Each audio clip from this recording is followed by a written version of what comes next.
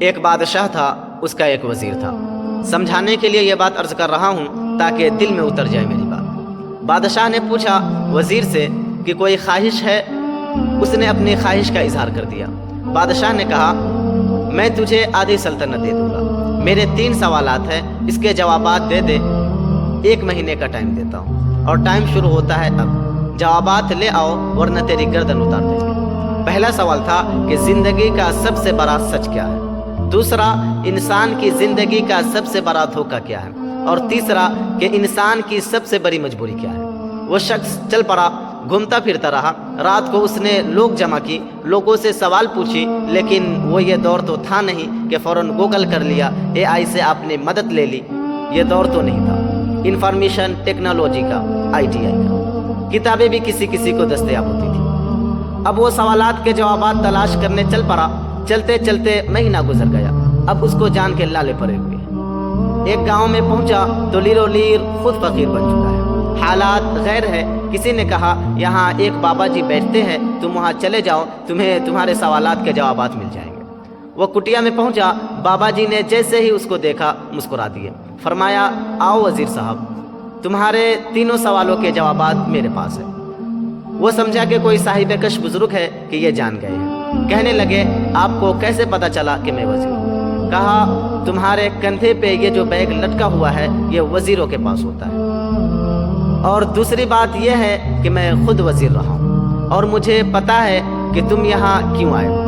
میں بھی انہی 3 سوالوں کی تلاش میں مارا پھرا، لیکن جب مجھے ان سوالات کے جوابات ملے تو میں نے بادشاہ کی غلامی کرنے سے بہتر یہ آزادی سمجھی، کیونکہ بادشاہوں نے بادشاہی چھوڑ کر فقیری اختیار کی، لیکن کسی فقیر نے فقیری چھوڑ کے بادشاہی اختیار نہیں کی۔ یہ اصول ہے۔ تو اس نے کہا مجھے بتائیے۔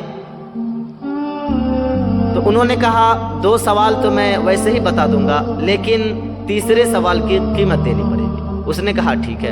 اس نے کہا پہلا سوال تو یہ ہے تمہارا کہ زندگی کا سب سے بڑا سچ کیا ہے؟ زندگی کا سب سے بڑا سچ موت ہے، اس سے بڑا کوئی سچ نہیں، آنی ہی آنی ہے۔ کہا دوسری بات زندگی کا سب سے بڑا دھوکہ؟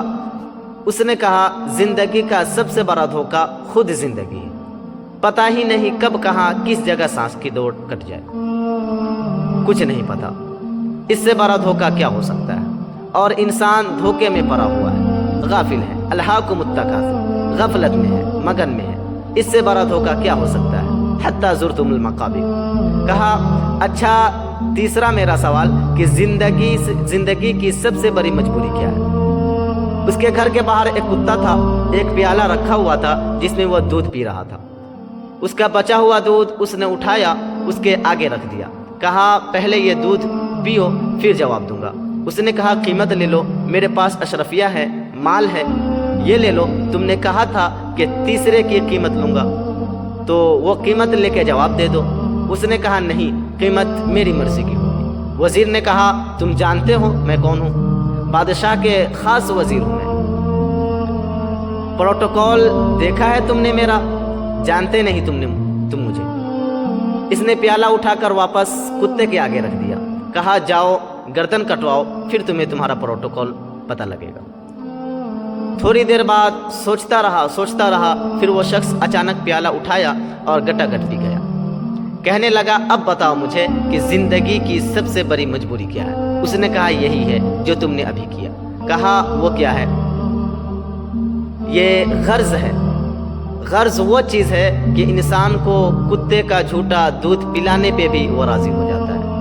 غرض کے لیے وہ کسی سے بھی ہاتھ ملا لے گا۔ یہ دھوکہ ہے زندگی کی۔ جب یہ تینوں جوابات اسے ملے تو اس نے کہا کہ سائیں ایک بات عرض کروں؟ کہا کہو۔ اس نے کہا سائیں کیا میں آپ کی کٹیا میں رہ سکتا ہوں؟ میں بھی اب نہیں جانا چاہتا۔ وہ وزارت چھوڑ کے فقیری اختیار کر لی۔